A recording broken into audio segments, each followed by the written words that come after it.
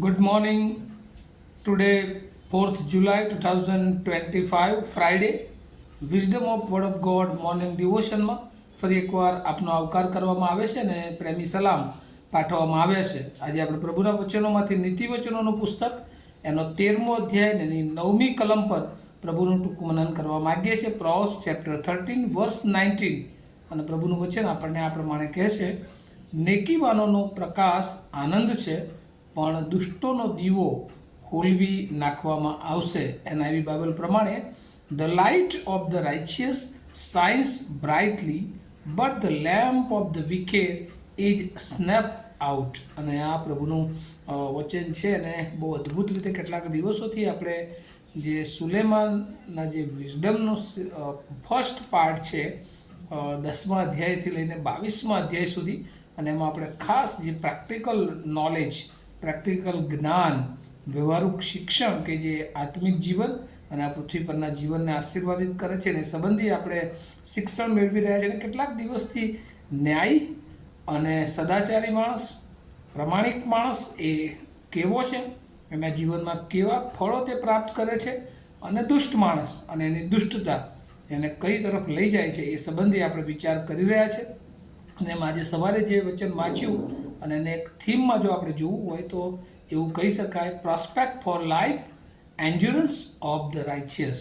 અને એટલે નેકીવાનોનું જે જીવન છે એ હંમેશા એ સમૃદ્ધિના જીવન તરફ આગળ વધારી શકે છે. અને એટલે અહીંયા પહેલું જે વચન છે એ પ્રમાણે લખવામાં આવ્યું છે પહેલાં પાર્ટ્સમાં, નેકીવાનોનો પ્રકાશ એ આનંદ છે. અને એટલે જે લોકો પ્રભુની બીકમાં જીવન જીવે છે, પ્રભુનું ભય ધરાવે છે, પ્રભુનું જ્ઞાન જેઓની પાસે છે, પ્રમાણિક માણસ એ હંમેશા આનંદમાં રહે છે.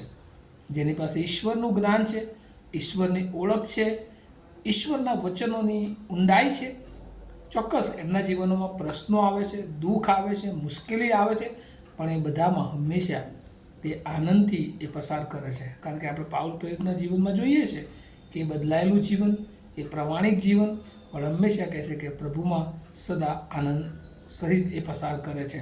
એમના જીવનમાં પણ તકલીફો આવી, મુશ્કેલીઓ આવી, પણ એ બધામાં આનંદ સાથે પસાર કરે છે. અને આજે પણ જે લોકો ખરેખર પ્રભુ પર વિશ્વાસમાં છે, પ્રમાણિક છે, પોતાના જીવનમાં ઈશ્વરને આધીનતામાં જીવન જીવે છે, એ લોકો ગમે તેવી પરિસ્થિતિ આવે તો પણ તેમનો આનંદ એ છીનવાઈ જતો નથી. કારણ કે તેમનો આધાર એ પ્રભુ છે અને તેમનો પ્રભુ પરનો વિશ્વાસ એ મજબૂત હોય છે અને એમને વિશ્વાસ હોય છે કે પ્રભુ એમની સાથે છે. અને એવા કેટલા બધા જીવનો આપણે જોઈએ છીએ. જૂના કરારમાં જોઈએ તો ઇબ્રાહીમનું જીવન, તકલીફો, મુશ્કેલીઓ, પણ પ્રભુ પરનો વિશ્વાસ, અને પ્રભુએ એને પેઢીઓની પેઢીઓનો આશીર્વાદ આપ્યો. અને આપણે આગળ જોઈએ તો યુસુફના જીવનની વાત છે, અયુબના જીવનની વાત છે, દાઉદના જીવનની વાત છે. એવા ઘણા બધા જીવનો આપણે જોઈએ છે. નવા કરારમાં પણ આવીએ તો પાઉલ પ્રેરિતનું જીવન છે, પિતરનું જીવન છે, ઘણા બધા પ્રભુના સેવકો, તિમોથી, અને અસંખ્ય જે અલગ અલગ મંડળીઓમાં સેવા કરનારા જે આકુલા પ્રિસ્કિલાનું પરિવાર, એ લોકો ચોક્કસ પ્રમાણિક પ્રમાણે જીવન જીવ્યા, પ્રભુની સાથે રહીને પ્રભુને આધારિત જીવન જીવ્યા. અને આ બધા જીવનોમાં હંમેશા આપણે આનંદ જોઈએ છીએ. કારણ કે પ્રભુનું વચન આપણને એ શીખવે છે કે જગતનું અજવાળું હું છું, અને એ અજવાળું એ આપણને અજવાળું આપીને આપણને અજવાળા સમાન બનાવવા માગે છે. અને ત્યારે હંમેશા આપણે એ આ ન્યાયીપણામાં જીવન જીવીએ, એ આશીર્વાદિત જીવન જીવીએ, એ પ્રભુને ઈચ્છાનું જીવન જીવીએ કે જેથી કરીને પ્રભુ આપણા જીવનને એ વધુને વધુ આશીર્વાદિત કરે. બીજી જે પરિસ્થિતિ છે, બીજો જે માર્ગ છે, અને તો દુષ્ટ, અને દુષ્ટોનો દીવો કે છે હુલવાવી નાખવામાં આવશે. દુષ્ટો જે છે એ ઘણી બધી વાર આપણને એવું લાગે કે બહુ ફૂલી રહ્યા છે, બહુ ફાલી રહ્યા છે, બહુ સારી સમૃદ્ધિ એમના જીવનમાં દેખાઈ રહી છે, પણ એ બહુ ક્ષણિક હોય છે.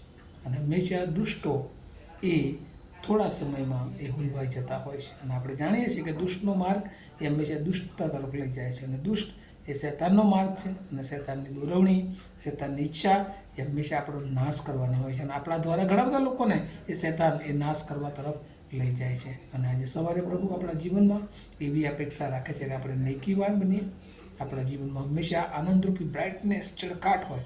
જેમ મૂસા પ્રભુની હાજરીમાંથી નીચે ઉતર્યો, એનો ચહેરો ચળકાટ મારતો હતો.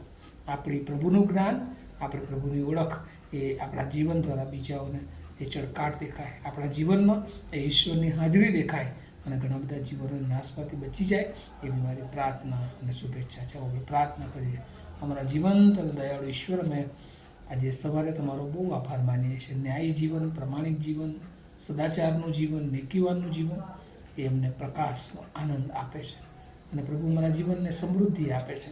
જ્યારે દુષ્ટતાનું જીવન, અનીતિનું જીવન, પાપમય જીવન એ અમને તમારાથી દૂર તો લઈ જાય છે, પણ સરસ સાથે નાશમાં લઈ જાય છે. અમારી બધી જ બાબતોને અમારા જીવનમાંથી છીનવી લેવા માટે આ દુષ્ટતા અમારામાં એ કાર્યરત બને છે. ત્યારે એ બધા બાબતોથી અમને રક્ષણ આપો અને પ્રભુ મારું જીવન એ તમારામાં ખૂબ જ આશીર્વાદિત થાય, એવી પ્રાર્થના કરતા અમે આજના દિવસને અને તમામ વાલાઓ જ્યાં સાંભળી રહ્યા છે એઓને તમારા હાથોમાં સોંપતા એ પ્રાર્થના ઈસુ પ્રભુના નામમાં સાંભળો અને તમે સ્વીકાર કરો. Amen. Have a nice day to all of you. Thank you.